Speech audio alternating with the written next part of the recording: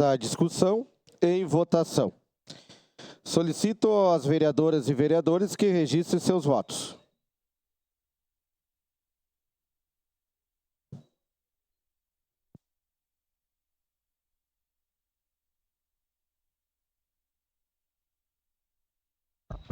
Voto sim, senhor presidente. Vereador Cadori vota sim.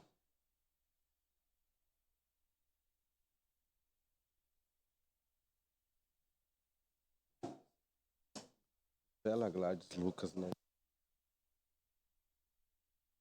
Vereador Wagner Petrini. Voto sim. Vota sim. É isso, né? Encerrado o registro dos votos. Encerrada a votação. O projeto de lei número 167/2024 foi aprovado por unanimidade das vereadoras e vereadores, com ausência da vereadora Estela Balardim, vereadora Gladys Frisso, vereador Lucas Carenato, vereadora Rose Frigieri.